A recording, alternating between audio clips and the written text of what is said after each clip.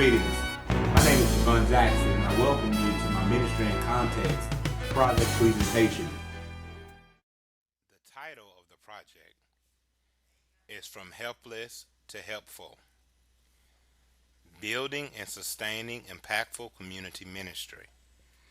This project entails a quest that myself and the members of the Hosey Chapel CME Church engaged upon to make a difference through our ministry in the community that the church is located in. We wanted to move the narrative from having many failed attempts at ministry to building a blueprint that would lead to many successful attempts. The Hosey Chapel CME Church is located in the heart of downtown Columbus, Georgia. Columbus is situated in western Georgia at the state line of Georgia and Alabama. The two states are separated by the Chattahoochee River. Columbus is home to over 200,000 residents, and of that, 90% of the population is made up of either African American or European ethnic groups. African Americans make up 46% of the population, and the European ethnic groups make up 43% of the population, according to the latest data from the U.S. Census Bureau. Columbus, Georgia covers approximately 220 square miles. More specifically, the Hosey Chapel Church is located in what is called the Liberty District, which primarily encompasses the 31901 zip code in the city of Columbus. This district was at one point one of the most thriving sections of the city of Columbus, and it was the nucleus for African American culture. Therefore, there is still a richness of African American heritage in the locality, to include the Liberty Theater, the very first black theater in the city, built in 1924, the home of Ma Rainey, who was often considered to be the mother of the blues, the home of William Henry Spencer, who pushed for the first accredited high school for African Americans in the city. Although the record shows that the Liberty District was once a thriving community in the city of Columbus, those who have grown up in the area and familiar with the area suggest that it was around the mid 1980s that the area experienced a decline. Factors such as urban flight, neglecting of communities and properties, and neglection from politicians in helping preserve the area are all said to have played a major part in the area's demise.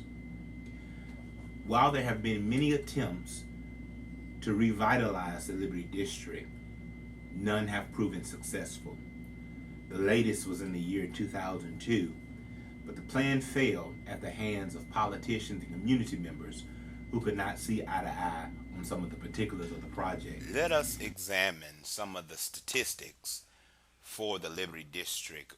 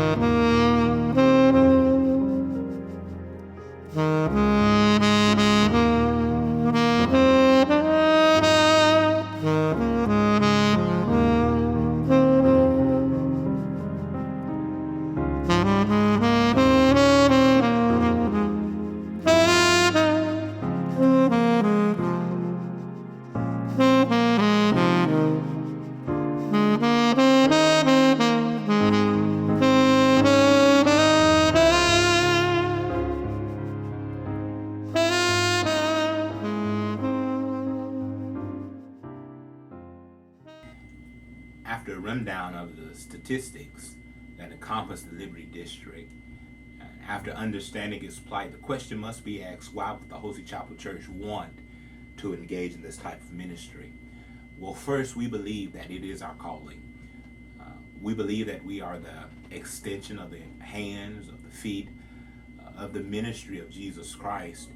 And Jesus Christ is clear to define what his purpose is, as in the Lucan text, the 4th chapter, he picks up the scroll and he declares that he is the fulfillment of the prophecy in Isaiah that says, "The Spirit of the Lord is upon me, for he has anointed me to proclaim good news to the poor, sent me to proclaim freedom to the prisoners and recovery of sight for the blind, to set the oppressed free, and to proclaim the year of the Lord's favor." And so if we are an extension of the ministry of Christ, we feel that this is what Christ would do. Lastly, we believe that it's a matter of justice. Some of the conditions are such, we believe, because of a neglect from community leaders, from politicians who failed to come to terms to do what's right for this particular community. And so, as is our command, that we act justly, that we love mercy, and walk humbly with God, we believe that engaging in ministry in this particular community fulfills that command. We desire that all of humanity has an opportunity at some well-being, and being the church in this community, we desire to be the light of the world that is set on a hill and cannot be hidden. And we believe it's our extension outside of these four walls which makes our light shine even brighter. So in order to do this, first, before we launched any ministry, we wanted to have a blueprint. We believe that planning is essential. And so we wanted to develop a blueprint that will aid us in building impactful and sustainable ministry. And so over the course of this project, we've met, we've completed workshops, we've pricked the minds of some of the leaders who have successful ministries to gain an idea of what is needed to be able to build ministry that is impactful, that is effective, and sustainable.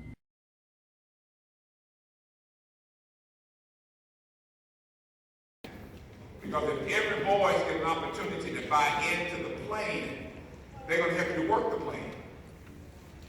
Because you're obligated, because it's your plan. It's not the pastor's plan. It's not the elder's, it's not the bishop's plan. It is your individual plan. And what are the goals? What is it that you want to achieve from this ministry? After you go from your goals, then you want to say, what resources? What do we need? Do we need people? Do we need money? Do we need people being influenced? Do we need books? What are the needs to make this ministry happen? After you find your resources, you want to know, what is the action plan? Where do we start? How do we start? How do we go from A to Z? And out of this particular project, we were able to come up with a plan for implementation for the Hosty Chapel CME Church.